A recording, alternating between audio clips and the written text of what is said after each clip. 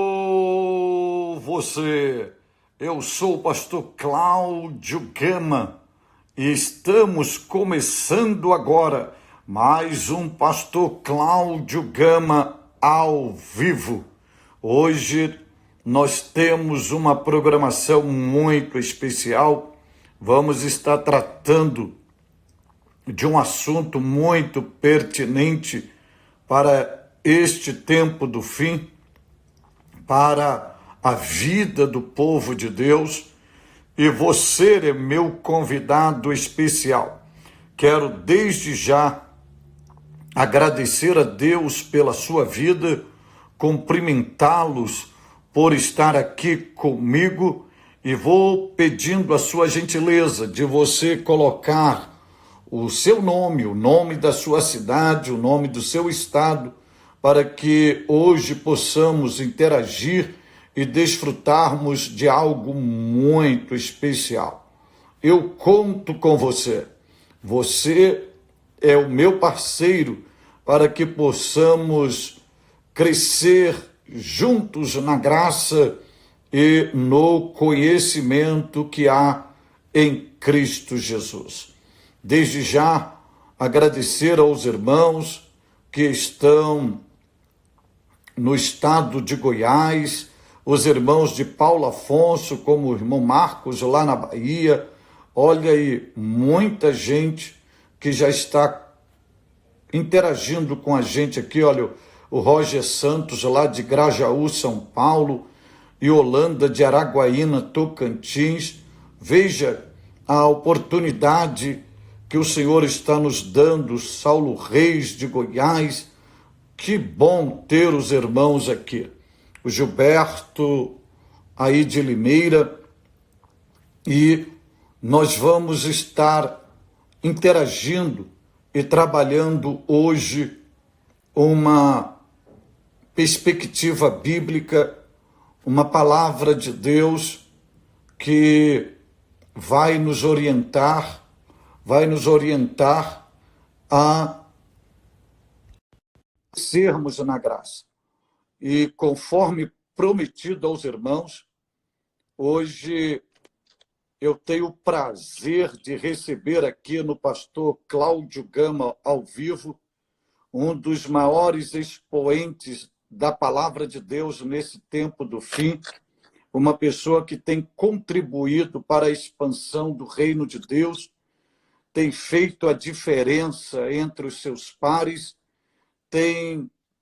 por onde tem passado, só tem deixado rastro de luz, e hoje é um referencial do perfil do pregador pentecostal. Estou me referindo ao servo de Deus, pastor Eliseu Rodrigues.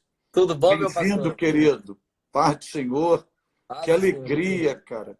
Primeiramente, te agradecer pela sua bondade, pela sua generosidade, pelo irmão, disponibilizar o seu tempo. Agradeço a sua muito digna e honrada esposa, Obrigado, meu querido. ao seu filhinho abençoado, por disponibilizar você para esse momento muito especial. Me sinto bastante honrado A ter honra é o minha. irmão aqui comigo.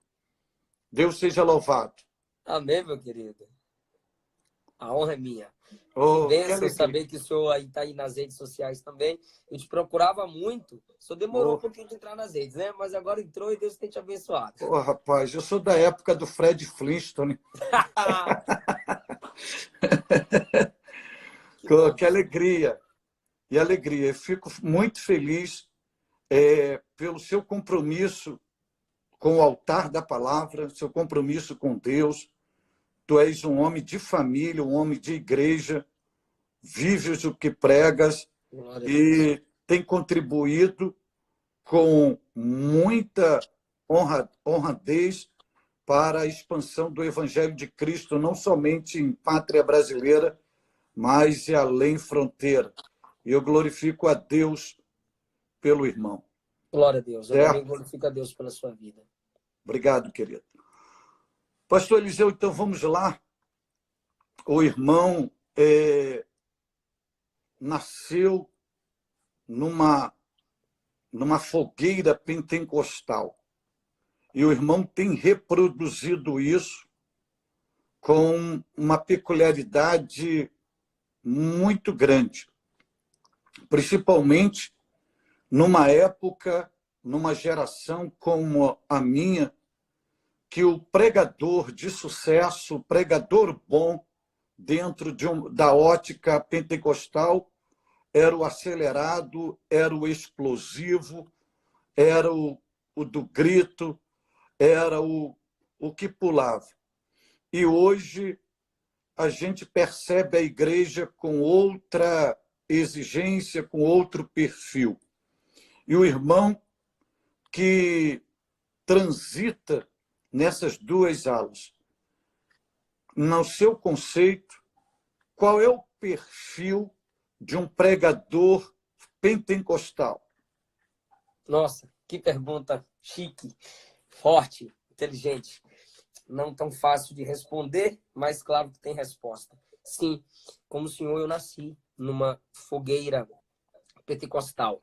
E eu amo o perfil pentecostal bíblico de se pregar. Ultimamente, nós temos os pentecostais...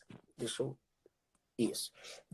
Temos os pentecostais clássicos, que são os bíblicos. Ok. Porém, tem uma marca. Os pentecostais, pastor, são aqueles que pregam a verdade como se fosse verdade. Eles sentem o que eles pregam. Nós, pentecostais, a gente sente o que a gente prega. É como Estevão. O rosto de Estevão já brilhava antes mesmo dele pregar. Então, o rosto dele brilhava pelo peso da mensagem que estava no coração dele. E, no final, a glória que estava no rosto dele foi a glória que ele viu. Ou seja, o pregador bíblico pentecostal, ele faz questão de que aquilo que ele prega seja visível em sua aparência. Então, a gente tem isso.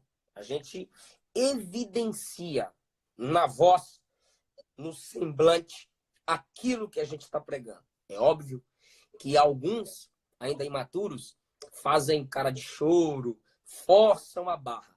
E o que a gente tem que fazer? Proibi-los? Não. Instruí-los.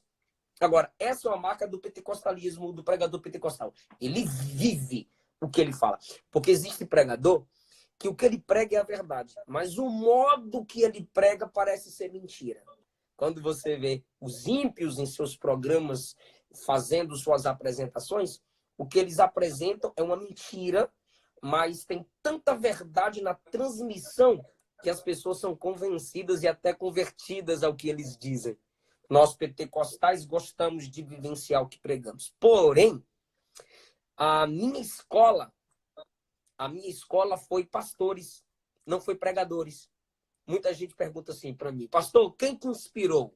Eu admiro Abílio Santana, Napoleão Falcão, Marco Feliciano, Gilmar Santos. O senhor sabe, sem comentários. Mas eu não tive inspiração ministerial com pregadores, mas com meus pastores. Eu morei com pastores, entendeu? Então, eu estive perto de pastor Marcílio, pastor Gesiel, pastor Antônio José, e sou pastor Cleidivan, na Bahia. E o senhor sabe que pastor pregando é diferente de itinerante pregando. Então, eu me inspirei em mensagens de pastores e pastores presidentes. Pastor Ocival Xavier de Brasília, morei em Brasília há 10 anos, fui pastoreado por ele. Pastor Manuel. Hoje, aqui em Goiânia, Bispo Ides, pastor Darlan. Então, minha escola não foi com pregador. Eu não tinha um monte de DVD em casa. Eu grudava nos meus pastores e aprendia com eles.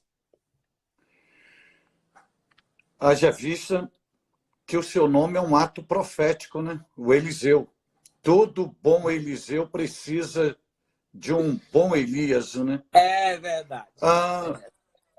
É verdade. Poxa, que legal. E é interessante porque hoje o senhor é um pregador muito requisitado em nossa pátria, além fronteira, tanto para a ministração de congressos para a juventude e até para departamentos.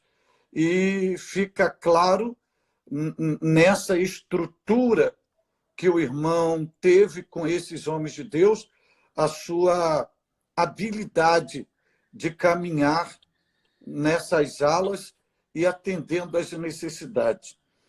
Falando em escola, como o senhor disse, de homens credenciados, e a gente tem que glorificar a Deus por esses homens, porque a escola desses homens, elas estão diminuindo. E esses homens geraram gentes com qualidade de forma extraordinária. Eu lhe pergunto, o senhor hoje, pela experiência que o senhor tem, o que o senhor não faria hoje no seu ministério que o senhor fez no seu início? É a primeira pergunta. 2, o que o senhor faria hoje que o senhor não teve a possibilidade de fazer no seu início? Ou seja, o que não faria e o que faria? O que eu não faria hoje no ministério que eu já... No ministério. O senhor iniciou isso, o senhor praticou algo que hoje o senhor olhou e falou, pô, isso não é legal, eu não reproduzo mais isso, eu não quero. E naquele momento o senhor tinha um sonho, um desejo, mas não tinha condições, falou, não, hoje eu vou realizar isso. Primeiro, eu cheguei no momento de tanta raiva, e eu digo isso mesmo, raiva, ira, contra alguns erros teológicos e posturas de gente de influência, que eu acabei citando nomes. Um exemplo, citei nomes de cantores que estavam desonrando a doutrina, a adoração, e vindo para a internet confirmar o comportamento deles ou justificar. Só que aí eu fiquei meditando numa coisa, isso tem uns 6, 7 anos atrás, eu fiquei meditando no seguinte: a internet eterniza. Então, eu estou aqui pregando para 500, 600 mil pessoas, o cara está filmando. E eu falo o nome e exponho o erro e digo como deveria ser. Só que a internet, os internautas gostam de likes, gostam de visualizações. E o que eles fazem? Isolam a parte que eu falo como deveria ser e deixo apenas a minha expressão de indignação contra o erro, porque eu já disse, repito, não tenho vergonha, o pentecostal, ele sente o que ele fala e põe apenas o nome citado. Mas depois eu pensei, a internet eterniza. O quê? A internet vai eternizar o erro que eu condenei. Mas se minha mensagem chegar na pessoa cujo nome foi citado por mim e essa pessoa se arrepender, quem vem na internet dizer que ela mudou? Ou quando eu terei outra chance, né, pastor? Quando eu terei outra chance, com aquele alcance da polêmica, que já passou de 1 milhão, 2 milhões, quando eu terei a mesma chance, com esse alcance para dizer, fulano está de parabéns, fulano mudou, se eu não estou perto da pessoa. Então isso eu já fiz, não faço mais. Ok? Eu exponho o erro doutrinário e corrijo, sem citar nomes, porque a pessoa pode mudar. E um dos quais eu já citei o nome, eu ouvi um áudio dele chegando no WhatsApp de um pastor do meu lado. Ora por mim, não quero mais isso para minha vida, eu quero organizar minha família, eu quero largar esse vício. Cara, aquilo me tocou muito, pastor. E eu disse, olha, então eu estou no caminho certo em decidir não expor mais pelo nome esse tipo de gente. Ok? Não achei legal conforme o senhor me perguntou. E a segunda pergunta, que é tão chique que...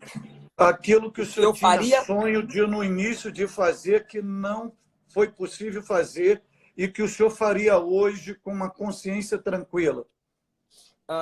Formar discípulos do modo que eu fui formado. Rapaz. Instruir gente do jeito que eu fui instruído. Eu tenho 2 jovens aqui que congregam comigo, o Ricardo e o Matheus. Então, quando eu morei em Brasília, sob a presidência do pastor Simval Xavier e o pastor local, o pastor Gesiel, eu morei num quartinho em cima da igreja, muitos meninos me cercavam. Mas eu escondia os meus livros, porque o costume era, me empresta, e nunca voltava. Então, ao invés de... O senhor sabe disso. Ao invés de sentar, bora ler junto, vamos estudar juntos, eu não fiz. Eu tinha medo de perder o pouco que eu tinha. Hoje, pela quantidade que tenho aqui e ali embaixo, eu também não deixo levar. Mas eu marco, vem estudar aqui no meu gabinete. Vem estudar aqui comigo. Então, e às vezes, no aniversário, o que é que eu faço? Eu dou um livro de presente. E o que é que eu aconselho? Eu digo, você não é casado? Sou. Então, você não quer ser pregador? Quero. Você não será pastor? Sim. Então, o que é que você tem que ter? Aí eu digo a eles, você tem que ter um livro sobre casais na sua mesa. Você tem que ler um pouquinho de cada durante o dia. Casais, teologia sistemática para você ter o que pregar, porque os assuntos são vastos, ok? Sobre ministério e sobre a sua família. Então, o que eu não fiz, e eu não tinha condições, hoje eu tenho feito. E eu sei que Deus vai nos honrar. Eu gostei muito desta expressão, fazer discípulos, porque hoje é uma carência muito grande da gente ter um referencial saudável e uma fonte de inspiração nesta área que possa os seus valores saudáveis ser agregados na vida para que aquela pessoa possa reproduzi-la. Baseado ainda na linha pentecostal que nós servimos com amor, na teologia, no Antigo Testamento, qual é o personagem bíblico que o senhor olha para ele e diz assim, eu vejo a minha história nele, ele é a minha inspiração. E no Novo Testamento, qual é o personagem que o senhor se vê nele, que ele é a sua fonte de inspiração? O antigo Samuel. O Samuel. novo Paulo. Claro, Cristo é o máximo, né? Mas eu estou entendendo a sua pergunta. Sim, não. Estou falando personagem. Sim. Por que o senhor se vê em Samuel? Desde a infância. Por que o senhor se enxerga em Samuel? Desde a infância, Samuel crescendo, ligado a um sacerdote, e a sua mãe lhe dando liberdade para crescer no ministério. Ela o deixa com o sacerdote e ela lhe levava uma túnica pequena, que era parte de dentro da roupa sacerdotal. E desde quando ela ora, ela já o consagra ao Senhor. E muita semelhança com a minha avó e a minha mãe. O diálogo entre minha avó e minha mãe. Ele vai ser profeta, ele vai ser pregador. O nome foi Deus que deu. Eliseu. Desde a infância, a minha mãe já me instruía a eu buscar o batismo no Espírito Santo. E eu também, como Samuel, que tinha um encontro com a mãe uma vez no ano, devido à distância, ele morar ali com o sacerdote ali, eu também fiquei muito tempo longe da minha mãe desde a infância.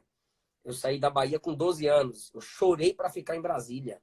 E minha mãe orou, chorou, mas Deus falou com ela, deixa ele em Brasília. Então, muita semelhança. E ouvir Deus desde a infância, porque com 5 anos de idade eu recebi o batismo, já tinha desejo pelas coisas de Deus. Olha, o senhor está revelando algo inédito aí.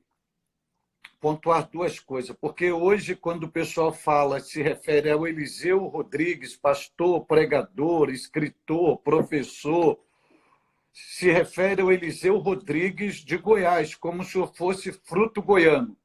Mas o senhor é baiano. Baiano. Pois isso é uma novidade. Rapaz. E por isso que o tempero baiano se diz que é bem apimentado, né? O fogo já está na alma. É quente.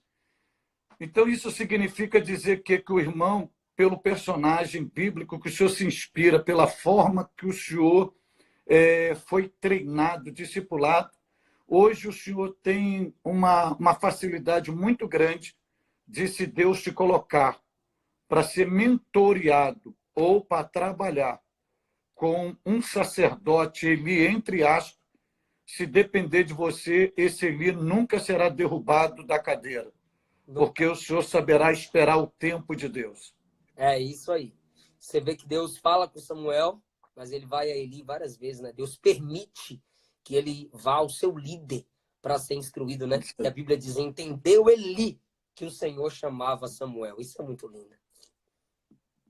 A importância de você estar debaixo de um princípio de autoridade espiritual e saber respeitá-la. Olha, isso é muito interessante. E em Paulo, qual é o segredo que o irmão se identifica com Paulo e diz que, olha, porque eu particularmente é Paulo no Novo Testamento, no Antigo Testamento, Davi. Eu tenho assim um Meu quebrantamento, pastor ama Davi. eu tenho uma sensibilidade muito grande com Davi, eu me enxergo muito em Davi, muito em Davi. E Paulo é incomum. E o que o irmão se vê em Paulo? Rapaz, Paulo, pastor, é o equilíbrio. Paulo é o equilíbrio. Paulo, E o equilíbrio. ele ensina.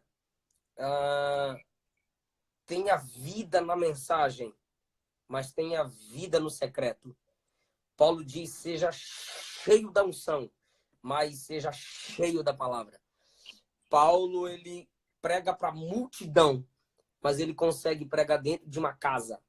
Paulo ele tem um púlpito em desenvolvimento. A gente perceber do capítulo 16 a 17 de Atos. Ele prega na praça, ele prega na rua, ele prega na beira do rio, ele prega na prisão, ele prega no Areópago. Então, eu me vejo ali, sabe? Eu pregando na rua, eu pregando na cruzada, eu pregando na praça em Ilhéus Bahia, eu pregando no círculo de oração, eu pregando na casa das irmãs orando pelos enfermos, eu pregando em hospitais e eu pregando em grandes tribunas. Então, é o equilíbrio e o acesso, como o senhor já falou, o acesso que ele tinha diante de públicos diferentes. E a capacidade dele também, Transmitir.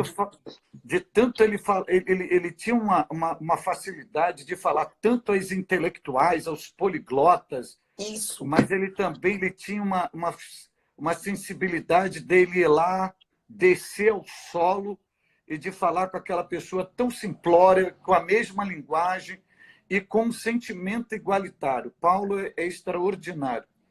No Areópago e para pessoas simples. Simples.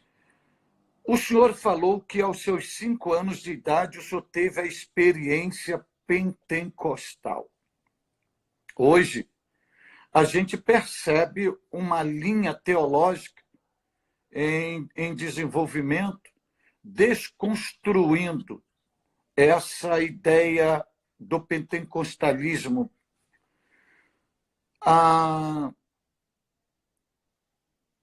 Eu lhe pergunto,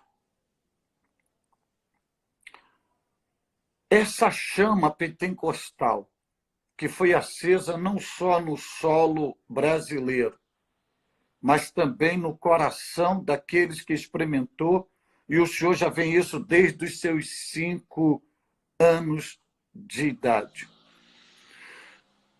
Qual o seu conselho teológico para essas pessoas que ainda alimentam um descrédito na doutrina pentecostal? A gente é muito criticado por quem não nos conhece. Então, você não pode criticar e nem apresentar noções bíblicas sem ter conhecimento da doutrina que aquela pessoa prega. O pentecostalismo não é uma inovação, é uma continuação. Só que a gente firmou. Por que a gente firmou? Porque o batismo é nada mais, nada menos, numa resposta rápida e simples, uma capacitação espiritual para a obra missionária.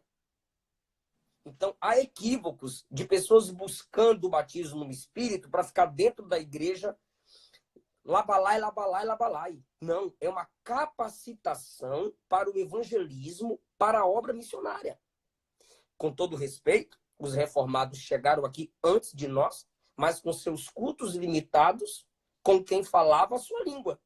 o pentecostalismo chegou, só na elite, o pentecostalismo chegou, a empregada cheia do Espírito pregava para a patroa. E à noite a patroa estava no culto se entregando para Jesus. Daniel Berg e Gunnar Wingre oraram na praça, na rua. Então o pentecostalismo recebeu o poder para isso. Foi o que Jesus ensinou em Atos 1. Foi o que Jesus instruiu em Lucas 24. Quando o Espírito enche o crente, porque uma coisa é ter o Espírito como residente. Outro é ser cheio, até transbordar através dos dons. É um poder que nos leva à ministração do Evangelho, a ganhar almas. Pastor, é notório. Até os críticos devem reconhecer isso. O crente que se diz, ou o pastor, o pregador, batizado no Espírito Santo, ele tem uma mensagem diferente. É visível, é perceptível. Qualquer um pode pregar, mas aquele que recebeu o batismo, é necessário saber ser fiel e dizer, é diferente. Então, é uma capacitação, pastor, para o propósito evangelístico e na comunhão com Deus, através das línguas estranhas. Porém, pastor, os próprios pentecostais quiseram por demais buscar a experiência sem meditar nas escrituras sagradas de como administrar o dom. Então a gente ficou para trás no entendimento sobre os dons e até a gente mesmo, em nosso meio, temos pessoas que brincam com os dons e os cessacionistas começam a ter voz e vez no coração de gente frustrada, que pensou que ser cheio do Espírito Santo é fácil e não é. É vida de oração. Então, quando eu vejo alguém criticando o pentecostalismo e os dons espirituais, eu sinto pena, porque eu vejo uma pessoa frustrada que não sabe o que está perdendo, porque é um privilégio, porque para poucos que buscam, não é fácil ser cheio do Espírito Santo. Repito, é uma vida de oração. Tem uma mensagem minha sobre esse assunto no YouTube. Então, as pessoas, pastor, é mais fácil desfazer a doutrina pentecostal do que acreditar no que ela ensina e pagar preço. O que é pagar preço? Orar é guerra. É dizer não à carne, domínio próprio, jejum. Então, é mais fácil criticar, dizer que não acontece, do que pagar preço no jejum e na oração. É isso que eu tenho visto. Cessacionistas não oram, não buscam. E crente pentecostal que nega os dons espirituais precisa estudar o que é pentecostalismo, precisa voltar para as escrituras sagradas. E bem colocado pelo irmão, porque o autêntico pentecostal, o pentecostal genuíno, o pentecostal de origem, o pentecostal sério, ele não aprova o extremismo. Sim. Ele não aprova o extremismo. É aquela visão que o irmão tem de Paulo, do equilíbrio, O equilíbrio. da moderação. Mas também não se pode negar que, independente da estrutura teológica, do conceito teológico, da formação teológica, e as raízes teológicas procedentes, tendo como base a Bíblia Sagrada, a experiência nunca foi abolida. A experiência, ela faz parte desse movimento pentecostal. Então, enquanto não experimentarem, ficam apenas no campo teórico. Teórico. No campo teórico. Pastor, experiência limitada, compreensão limitada. Uhum. Você não pode julgar uma fruta se ela é doce ou azeda, porque você está olhando se você não provar. Até o próprio Deus, para você saber que ele é bom, a Bíblia ensina, provar e vede. Provar e vede. Provar e vede. Filipe disse a Natanael, vem ver. Pastor, o senhor hoje, como eu disse na minha apresentação, hoje o senhor é um referencial, uma inspiração para essa nova geração de pastores e de pregadores. percebe-se que muitos têm feito opções que não coadunam com os princípios bíblicos e até mesmo entram por caminhos que deturpam a veracidade doutrinária bíblica. Eu pergunto ao irmão, como professor da Academia de Pregadores, como escritor, que o irmão tem um livro, Paulo tem vários livros, o senhor é um conferencista, o senhor é um pastor, o senhor é um homem que Deus o capacitou para esse tempo do fim. E eu pergunto para o irmão, que conselho o senhor dá para essa nova geração que deseja ter um ministério pastoral e também de exposição da pregação da palavra de Deus com fundamentos, e que ele possa, além desse fundamento, que ele possa entrar e sair, deixando a porta aberta. Amigo, eu sempre dava 2 conselhos, mas ultimamente eu tive que acrescentar mais um. Referencial, leitura e oração. Quem você escolhe como mentor? Você escolhe seus mentores. E hoje, pastor, a internet está dando vez e voz para quem não deveria ter nenhum dos dois. Tem gente de pé falando quando, na verdade, deveria estar sentado, aprendendo. Me indica um pregador, pastor. Eu indico esse pregador aqui. Aí o cara vai lá no Instagram. Ele não tem nem 500 mil seguidores, mas olha esse aqui, tem 1 milhão. Não é a vida, não é a história, não é o processo, não é a base. É a mídia. Nem tudo que tem fama tem conteúdo. Então, se o meu referencial não me inspira a ser melhor, porque é o seguinte, pastor, é fácil eu olhar para o senhor, porque o senhor é uma referência, e falar assim, pastor Cláudio Gama é um espelho. Aí o senhor tem que olhar para mim e dizer, me prove que eu sou seu espelho. Porque quando eu olho no espelho, não é para elogiar o espelho, é para ver o defeito em mim. Quando eu olho no espelho, eu digo, rapaz, tem que melhorar, tem que arrumar isso aqui.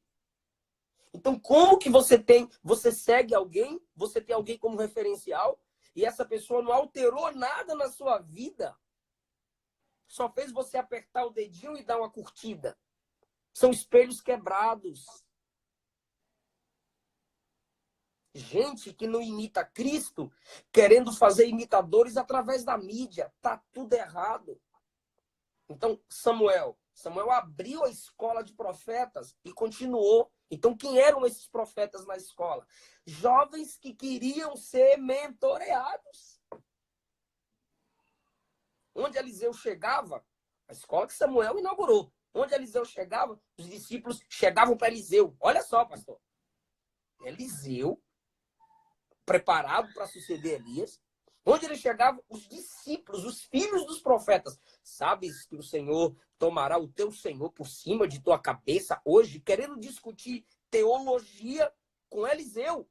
E Eliseu disse, eu sei, calai-vos. Calai-vos. Se o próprio Eliseu está calado, que foi discipulado ali por Elias, os camaradas agora, onde ele chegava? Quem estava aprendendo queria debater com Eliseu, discutir um assunto tão sério, sem se preocupar com o coração dele. Então são meninos que estão começando agora e sobem na tribuna para bater em pastor, para desrespeitar quem tem vida no altar. O pastor que está aqui atrás de mim, pastor Cláudio Gama, ele pode não dar glória alto, não levantar a mãozinha, não sair rodando, mas quem sabe não é o cansaço da vida que ele já deu pelo ministério. Eu não gosto de ouvir pastor pregar, eu gosto de ouvir aquele molequinho colorido apertado. Espera. Para onde esse cara vai te levar? Qual é a história dele? Onde ele congrega? Quem é o pastor dele? Qual é o referencial geográfico onde ele congrega? Quem é o referencial espiritual? Quem é o pastor dele? Então você tem que saber quem te mentoria. Você tem que analisar a vida e a história. Então esse é um conselho que eu dou. Cuidado com quem é o seu mentor. Porque não é porque você é ovelha que você vai ser alimentado por qualquer tipo de pastor. Porque em João 10 tem o pastor porteiro, tem o pastor mercenário e tem o pastor que dá vida pela ovelha. Mas Jesus disse que a verdadeira ovelha não segue estranhos. Então, se você se diz ovelha e anda dando ouvido a qualquer pregadorzinho que abre um canal no YouTube e não ouve seu pastor, você não é ovelha de verdade. É um bodezinho disfarçado de ovelha, porque ovelha conhece a voz do seu pastor. Então, pode falar. Por isso que eu gostei muito da sua palavra inicial, do seu projeto de vida de formar discípulos. Porque a internet hoje, de uma forma subliminar, ela usa o termo seguidores. E quando você... o irmão pontuou com uma veracidade muito grande essa numeração, essa quantidade, 1 milhão de seguidores. E já diz na mensagem que são virtuais. Que são virtuais. E muitas das vezes são os seguidores agregados por uma empresa de marketing digital.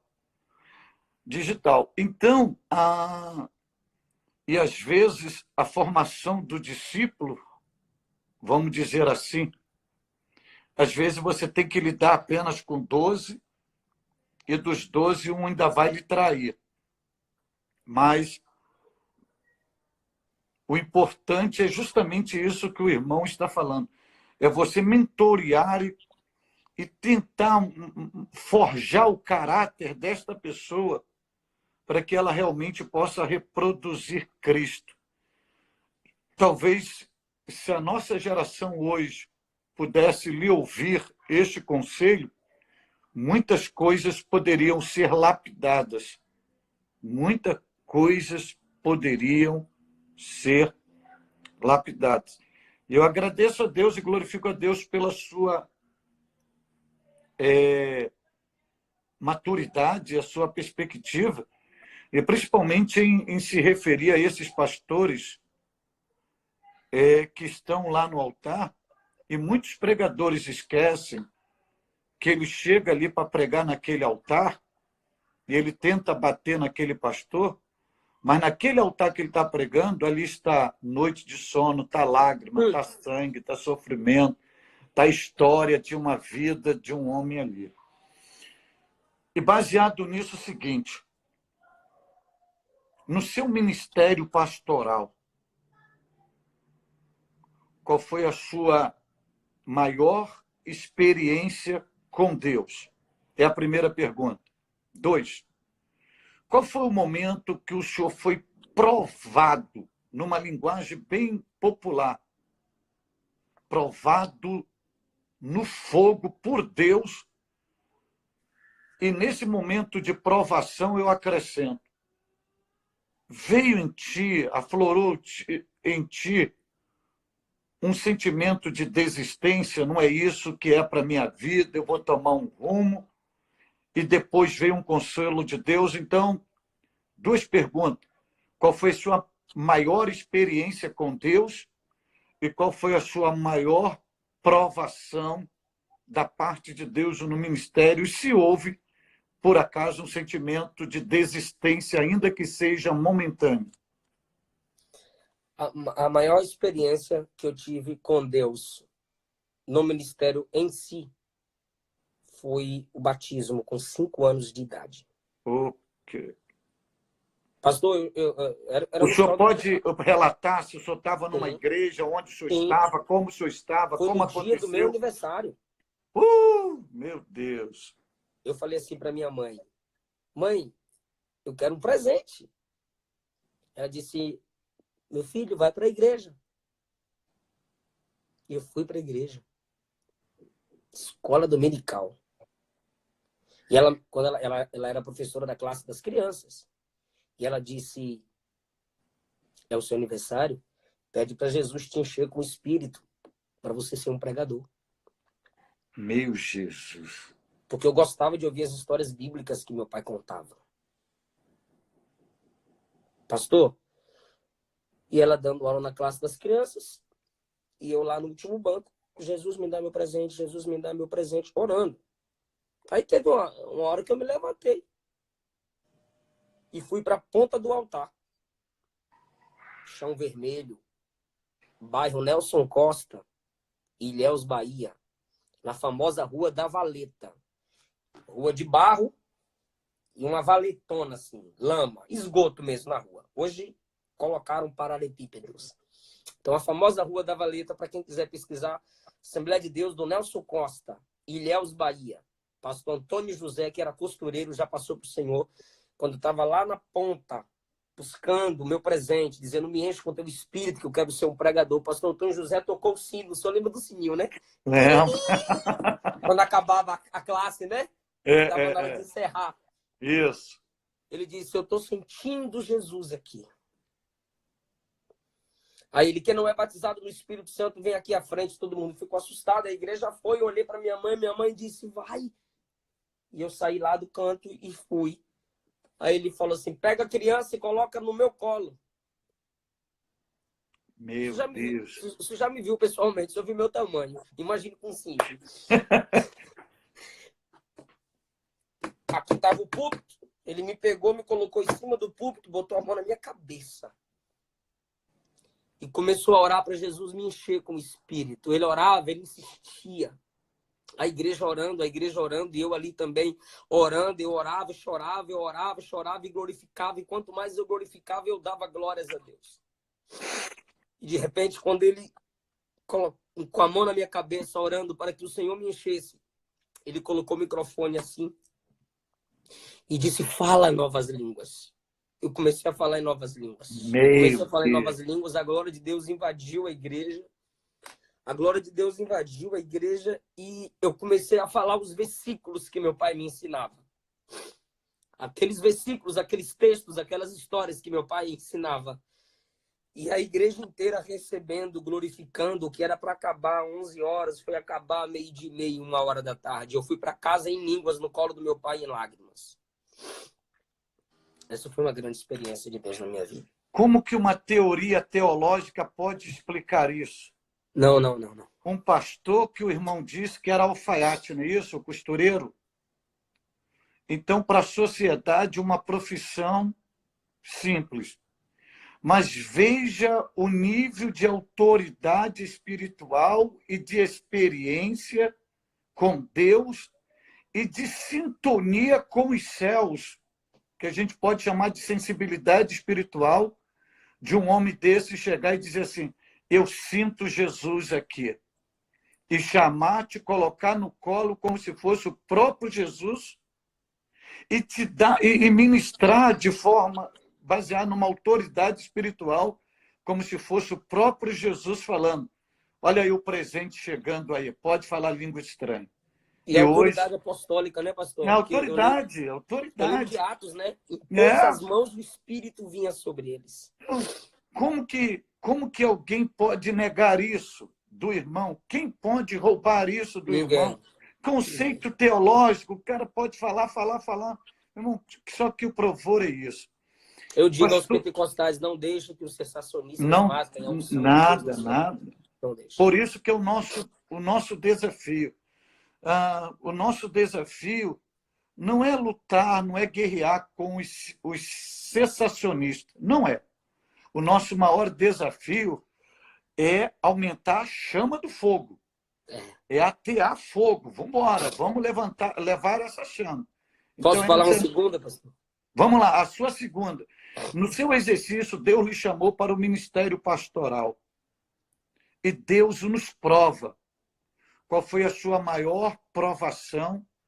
E se nela veio um sentimento de desistência, de ir para uma faculdade, optar por uma profissão e abandonar o ministério?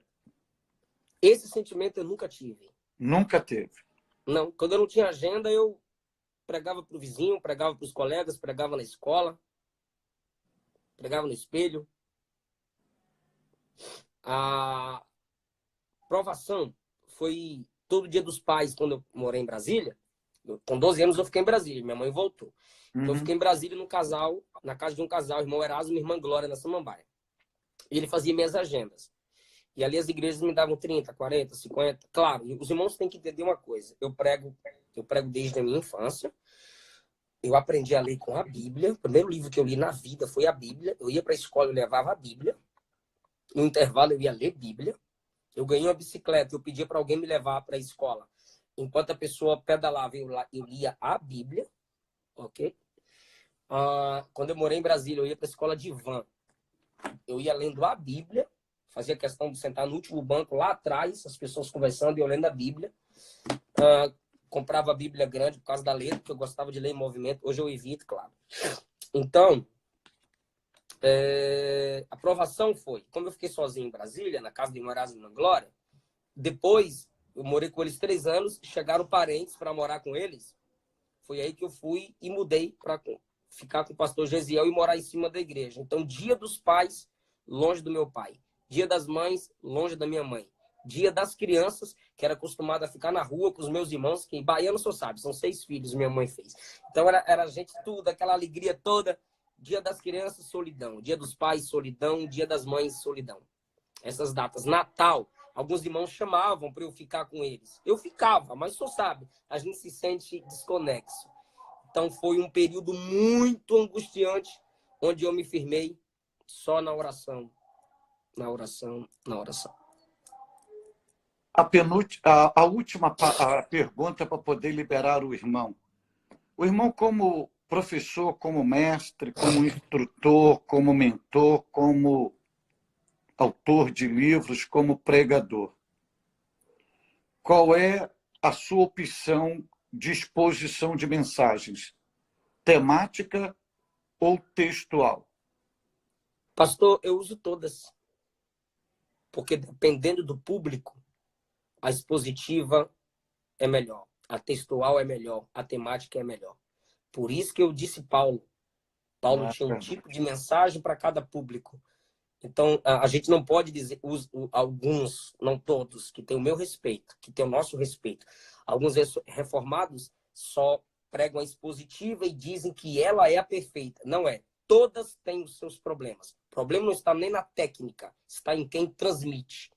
Então, existem, sim, problemas em todas. Você tem que saber manuseá-la. Então, para cada público, uma delas vai funcionar. Agora, o que eu uso normalmente é a expositiva e muitas vezes temática. Agora, eu gosto de todas. Temática, expositiva, textual. Maravilha, maravilha. Como o assembleano diz que é a última e a última nunca chega. Tô acabando! Olha, já estou entregando, olha, já estou concluindo. Olha, já estou. Já fechei a Bíblia. Já... Tá.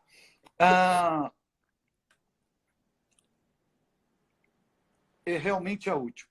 Nesse tempo do fim, nesse tempo que a gente está vivendo, nesse tempo de pandemia, o Senhor, como uma voz profética para esta geração, que palavra da parte de Deus o Senhor libera agora para essa geração, para o nosso país, principalmente para a nação brasileira, independente do seu credo religioso.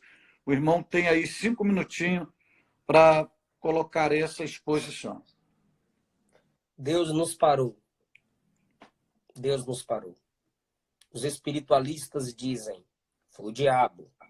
Os humanistas dizem, a China. Mas os espirituais dizem, Deus. Ele é soberano. Ele nos parou. Agora, quando Deus nos para, não é para o estacionamento. Não. Deus nos para recarregar. Deus nos para tratar conosco. O médico para o paciente para tratá-lo. O especialista para a máquina, para a manutenção. O motorista para o carro, para o abastecimento. O pai para o filho, para olhar no olho e aconselhá-lo. O horário de meio-dia para a família e nos coloca diante da mesa. Deus parou Adão e disse: vou gerar de você o que você precisa. Eva. Deus parou Israel em Josué 5 e disse: lembrem da Páscoa, circuncidem. E Josué, ali parado, teve instruções de como avançar e vencer os inimigos. José, enquanto em movimento, ele só se importava com seus sonhos. Mas quando Deus parou José, ele se importou com o sonho de 2 amigos. 2 anos depois, Deus cumpriu o sonho dele. Jesus, o Cristo dos movimentos, do evangelho urbano, que até sobre as águas andou e que no evangelho de Marcos ele não para, mas ele parou na cruz. E a maior obra de Jesus foi parado na cruz. E Paulo, em seus movimentos, perseguia a igreja. Mas Deus parou Paulo. E da prisão fluiu Efésios, Filipenses, Colossenses, Filemão. Deus parou João Batista. Perdão, Deus parou o apóstolo João, o apóstolo do amor. E parado nos deixou as revelações do Apocalipse. Então, quem tem Deus na vida, pastor, vai produzir muita coisa para sua família, para sua fé, para sua mente e para o reino de Deus. Depois dessa quarentena, vai sair melhor do que entrou. Amém? É a nossa crença, é a nossa esperança. Libera os comentários, pastor, para ver se o povo recebeu. Desculpa te interromper. Não. É a nossa esperança, é a nossa crença. E acreditamos plenamente que após essa pandemia teremos uma nova igreja, no sentido de pessoas mais saudáveis no reino de Deus e mais faminta de Deus, mais comprometidas, mais temente ao Senhor Deus. Deixa eu pôr. Se o senhor tivesse que deixar, nós temos 2 minutinhos, se o senhor tivesse que deixar um texto bíblico para os nossos diletos amigos, que texto bíblico o senhor deixaria agora para encerrar essa entrevista tão maravilhosa? Eu quero deixar o Salmo 46. Meditem, entendam que Deus está com a igreja, Deus está na igreja e Deus faz pela igreja. As nações estão abaladas, mas é Deus quem firma a igreja. Essa é a primeira coisa que eu quero usar o tempo. E a segunda coisa é pedir aos meus seguidores que, pelos algoritmos que o meu Instagram juntou ao seu, pastor, eles são convidados de lá para cá. Sigam o pastor Cláudio Gama. Obrigado, querido. Obrigado pelo Talvez carinho. você ainda não conhecia a rede social dele, mas é um homem de @ Deus, PR Cláudio Deus, Gama. conteúdo. Deixa eu colocar aqui. Alguém talvez não saiba olhar lá em cima. Vou colocar só o PR que eles Cláudio procurem. Gama. E lá no YouTube tem uma série de mensagens lá também, novíssima. Obrigado aí pelo carinho. Qual o nome do seu Pastor canal? Eliseu, Nome do seu canal? Pastor Cláudio Gama. Pastor Cláudio Gama. Pastor Eliseu, o YouTube, o Instagram é injusto, ele derruba a gente com 1 hora.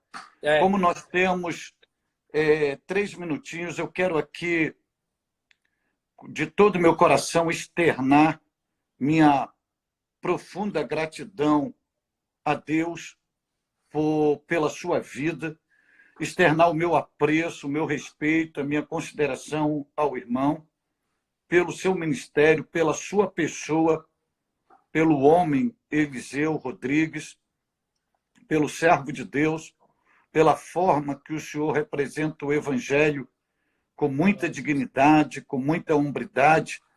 Quero expressar esta gratidão a Deus pela sua vida, dizer que não tenho palavras e não tenho como retribuir essa generosidade da sua parte para comigo, disponibilizando seu tempo, sua família, para estar aqui comigo. Somente a eternidade poderá retribuí-lo por esse gesto de nobreza, de humildade para com a minha pessoa. Externe meus agradecimentos à sua honrada esposa, ao seu bebezinho, à sua abençoada família. Amém. E a minha oração é que a mão de Deus continue estendida sobre a sua vida, que o irmão continue tendo um ministério profícuo, marcado pela graça, pela glória de Deus, com frutos saudáveis no reino de Deus, e que o Deus de Israel te faça prosperar para a glória do seu nome. Amém. E aonde o irmão entrar, onde o irmão sair, onde o irmão chegar, onde o irmão for, esteja acompanhado com miríades e miríades de seres angelicais. Amém. Deus o abençoe muitíssimo e o reino de Deus agradece e a igreja brasileira agradece a Deus pela sua existência, pelo seu ministério. Fica aqui o meu tributo de gratidão a Deus pela sua vida. Obrigado, meu querido. Posso fazer um pedido ao senhor, rapidinho? Juntos? Posta vídeos do senhor pregando no Instagram. Ô, Pede para rapaz. alguém gravar a tela, um minuto. O senhor fala assim, aquela parte lá. Ó. Faz a gravação de tela e põe lá pra gente. É muito bom suas mensagens. Obrigado, querido. Um beijo no coração, sucesso. Obrigado pelo carinho. Amém. Paz. Fique na paz. Tudo de bom. Amém. Até a próxima, permitindo Deus. Amém. Obrigado. Pois bem, meus irmãos, minha gratidão aqui a todos vocês pelo carinho, pelo apreço. Nós vamos ficando por aqui. Hoje eu tive o privilégio de entrevistar um dos maiores ícones da pregação pentecostal desse tempo do fim, pastor Eliseu Rodrigues. Quero agradecer a você pela sua audiência, pela sua participação. Que a mão de Deus continue estendida sobre você. Fique na paz, Deus te abençoe e até a próxima, permitindo Deus. Até lá.